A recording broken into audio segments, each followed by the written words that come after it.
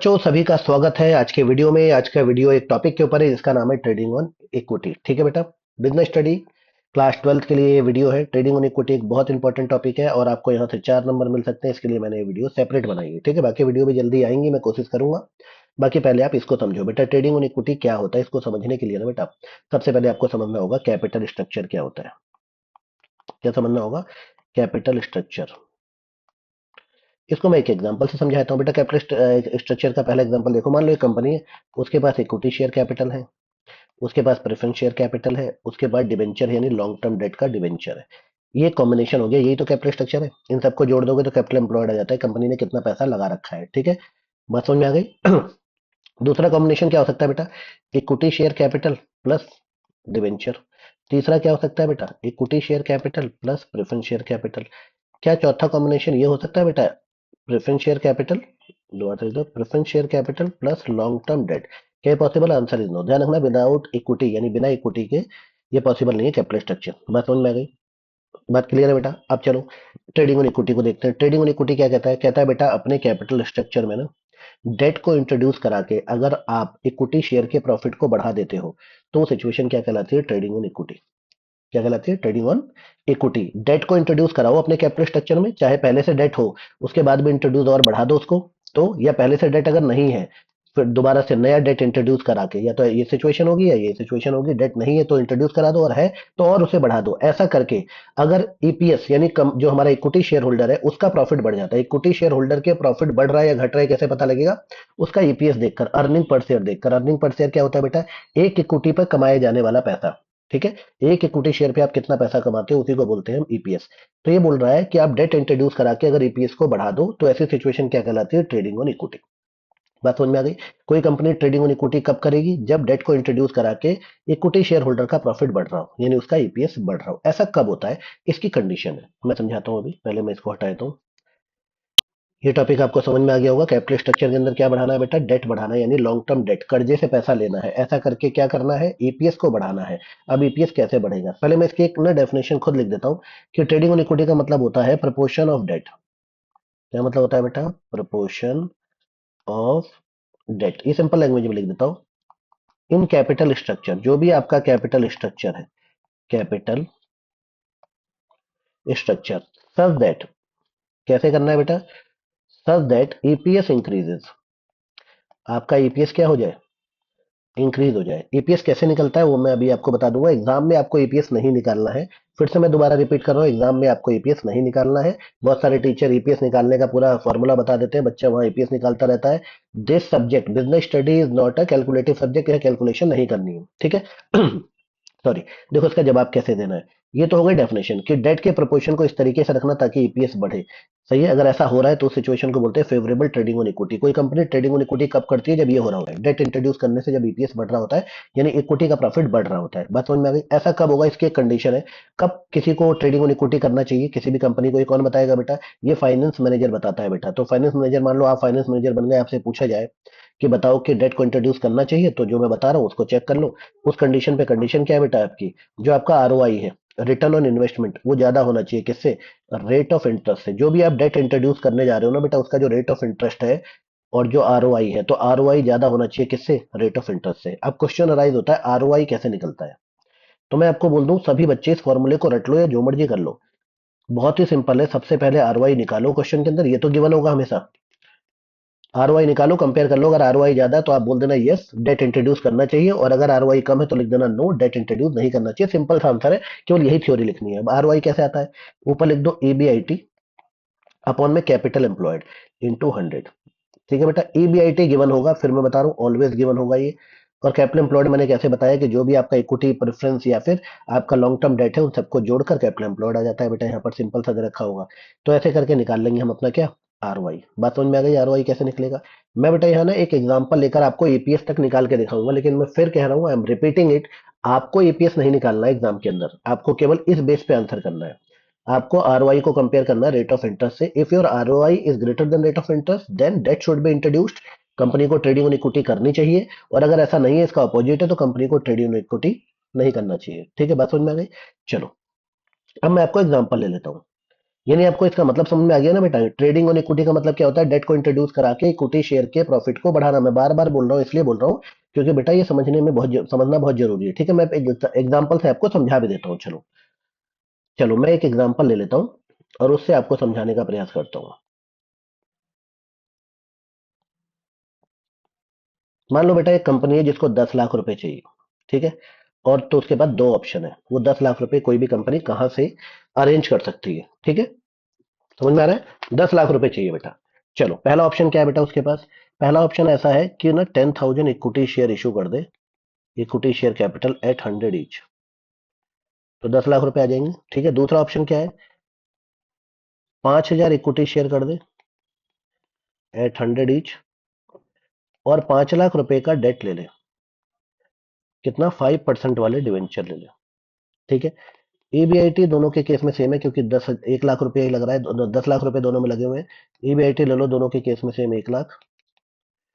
बेटा EBIT same की same पैसा लग के काम हो रहा है। या तो देखो क्वेश्चन में क्या बोला है, कंपनी को 10 लाख रुपए चाहिए, या तो कंपनी ऐसे कमाएगी, ले आएगी पैसे, या कंपनी ऐसे अरेंज कर सकती है पैसे। 5,000 इक्विटी शेयर और 5 लाख के डिवेंचर, और यहाँ पे 10,000 इक्विटी शेयर, 100 रुपए का एक, तो 10 लाख रुपए यहाँ से आ जाएंगे। बात सही है। और ये बोल रखा है कि कंपनी को 10 लाख रुपए चाहिए, कंपनी 10 लाख रुपए लगाकर 1 लाख रुपए कमा लेगी, तो ईबीआईटी वही होता है। तो चाहे ऑप्शन ये हो चाहे ऑप्शन ये हो, 1 लाख रुपए कंपनी कमाएगी। टैक्स रेट ले लेते हैं यहाँ पे, दोनों के लिए सेम ही रहेगा टैक्स रेट, मान लेते हो 50%।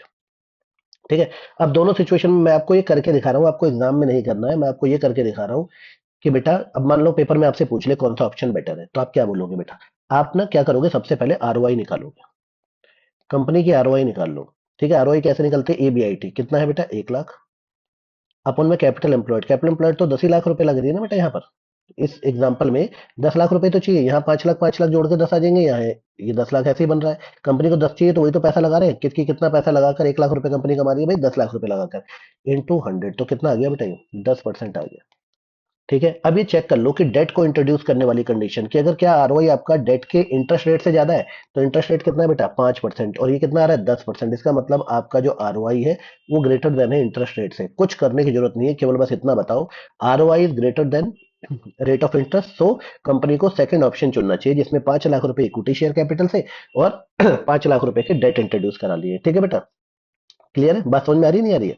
तो बेटा ये ऑप्शन, बस इतना ही आंसर लिखना है, कोई और कैलकुलेशन नहीं करनी, बस आरओआई निकालो और उसको कंपेयर कर लो और आंसर आ जाएगा। अब ये हुआ कैसे, मैं आपको समझा देता हूँ, लेकिन ये पूरा प्रोसेस, ठीक है, मैं इसको पूरी तरीके से आगे तक समझा देता हूँ जो आपको एग्जाम में नहीं करना है। कई बच्चे पूरा वो सब करके आते हैं बेटा, उसने इतने नंबर का थोड़ी आएगा कि आपको सब कुछ कैलकुलेशन करनी पड़े। अब देखो, अगर इसको कैलकुलेशन वाइज करना होता तो पहले ऑप्शन में मैं कैसे निकालूंगा, ये देखूंगा क्या इक्विटी शेयर का प्रॉफिट सच में बढ़ रहा है। मैं आपको बता रहा हूँ बेटा, आपने जो कंपेयर कर लिया ना कि अगर आरओआई ज्यादा है, अगर आपने ये चीज कंपेयर कर ली कि आपका आरओआई जो है, रेट ऑफ जो रिटर्न है, वो आपका ज्यादा है किससे?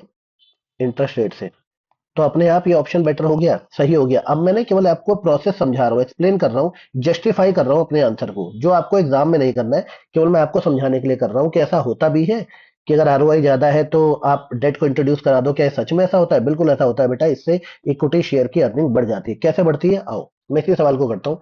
मान लो बेटा पहले केस में ईबीआईटी कितना था आपका? 1 लाख।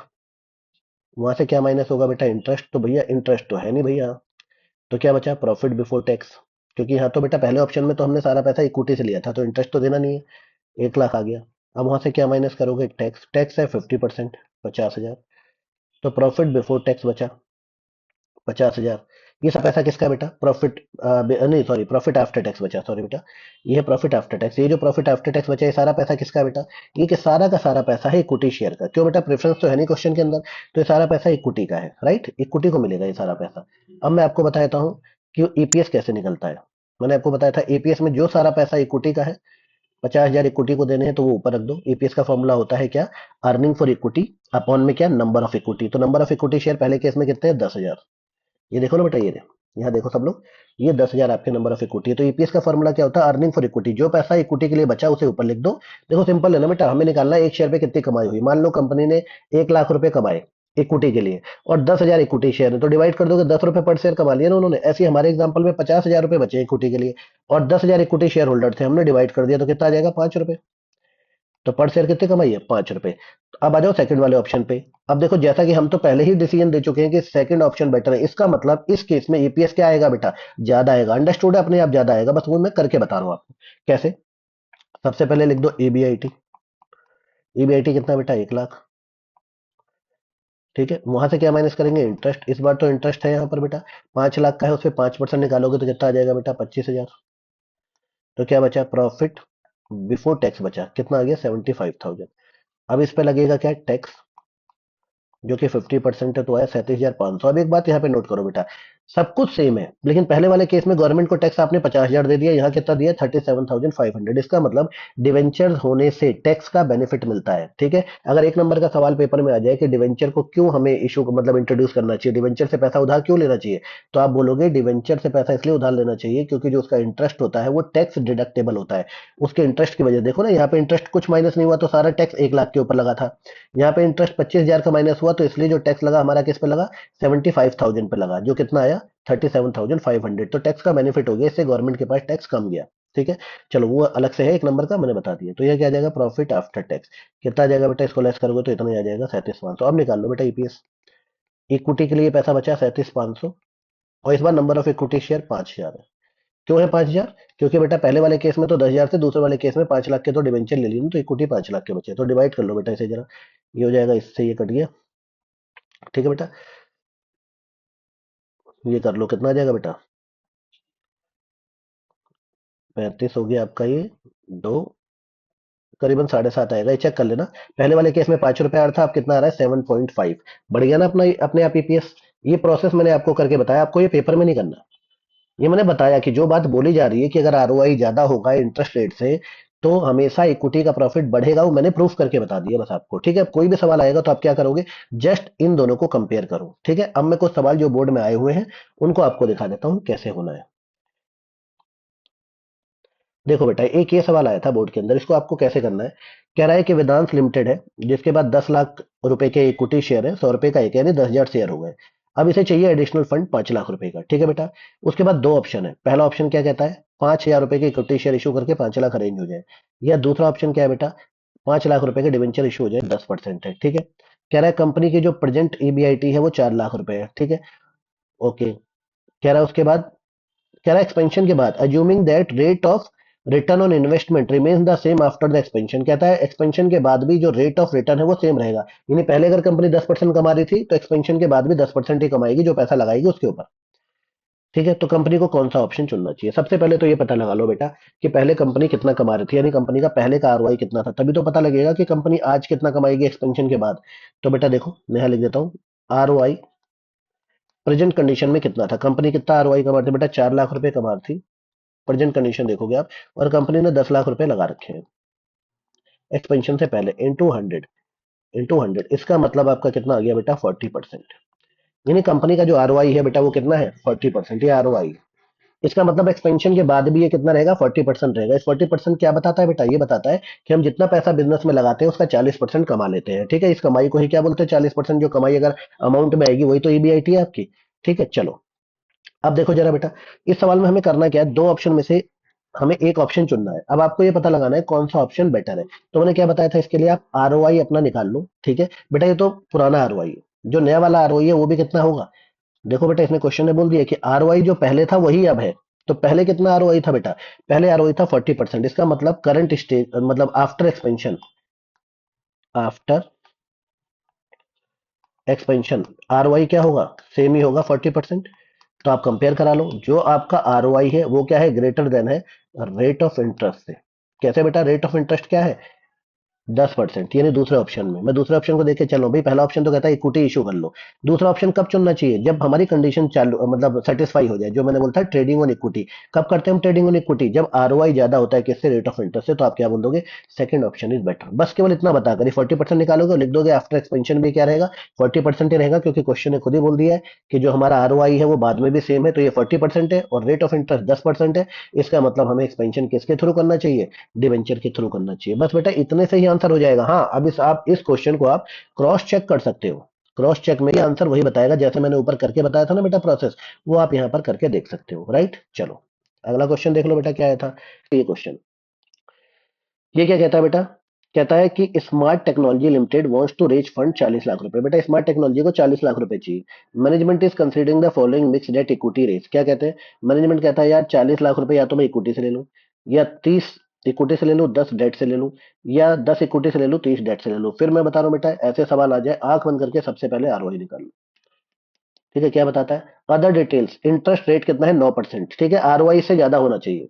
इंटरेस्ट रेट तो पता लग गया, 9% जो मैंने कहा था दिया रहेगा। फेस वैल्यू 100 रुपए है, टैक्स 30% है। Earning before interest and tax कितना है बेटा? 8 लाख रुपए है।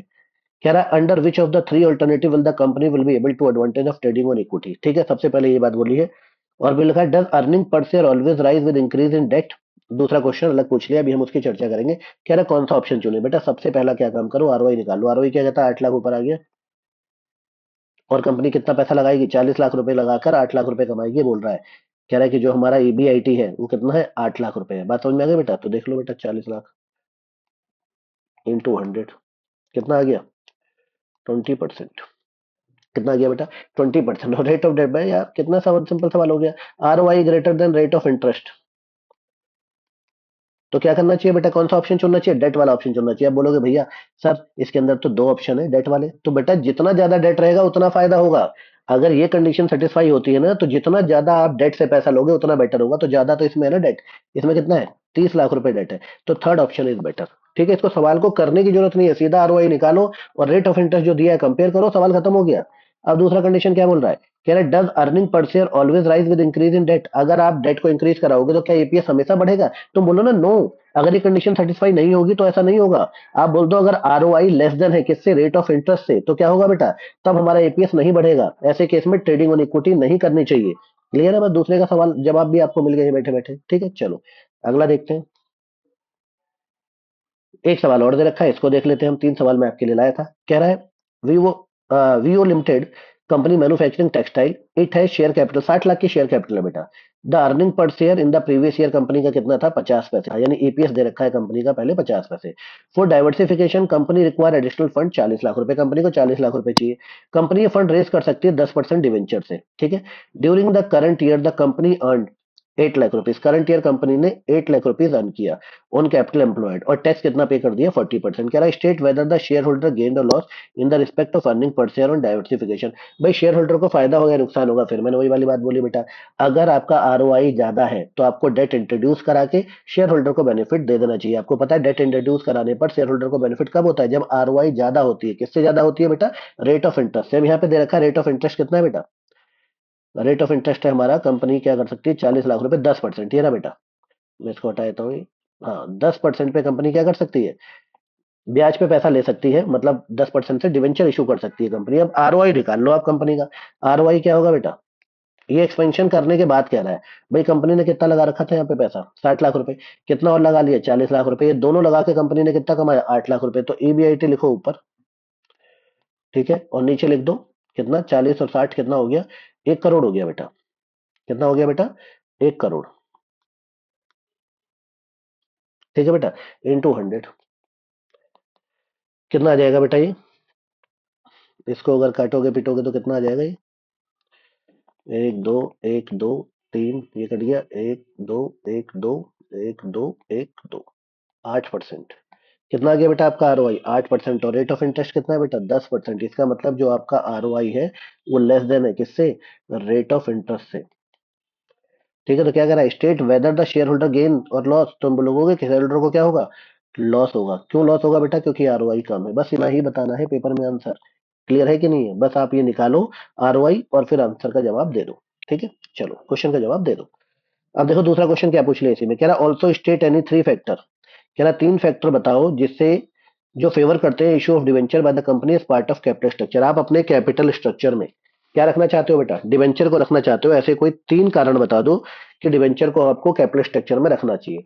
तो सबसे पहला मैंने आपको बताया था बेटा, पेपर में 1 नंबर का भी पूछ सकता है, 2 नंबर का भी पूछ सकता है, यहाँ पे जितने नंबर का भी है। तो पहला कारण लिख देना कि भाई जो इंटरेस्ट होता है डिवेंचर का वो टैक्स डिडक्टेबल होता है। क्या होता है बेटा? डिडक्टेबल। टैक्स डिडक्टेबल का बेनिफिट मिलता है हमें। समझ में आ गया? दूसरा, अभी आप कर ही रहे हो ट्रेडिंग ऑन इक्विटी। इसको इंट्रोड्यूस कराने से ट्रेडिंग ऑन इक्विटी कर सकते हो, यानी इक्विटी का जो शेयर है, इक्विटी का जो प्रॉफिट है बेटा, आप उसको क्या कर सकते हो? बढ़ा सकते हो। नहीं बढ़ा सकते? तो एक कारण ही लिख देना। और तीसरा कारण क्या होता है बेटा, ये चीप डेट होता है, सस्ता मिलता है बेटा, चीप डेट। हो गए बस तीन कारण। एक तो टैक्स का बेनिफिट देता है, ट्रेडिंग ऑन इक्विटी का बेनिफिट देता है और चीप डेट होता है। तीन कारण हो गए डिवेंचर के। कितनी आसानी से हमने इसको कर लिया पेपर में बेटा। फिर मैं बता रहा हूँ, न्यूमेरिकल करने की जरूरत नहीं है आपको, ईपीएस निकाल के दिखाने की जरूरत नहीं है। आप बस आरओआई निकालो, आरओआई का फॉर्मूला रट लो, जो भी बीआईटी है अपॉन में कैपिटल एम्प्लॉयड। ठीक है, चलो इसके साथ ये टॉपिक खत्म होता है। होप आप इस बात को समझ गए होंगे। Thank you, take care.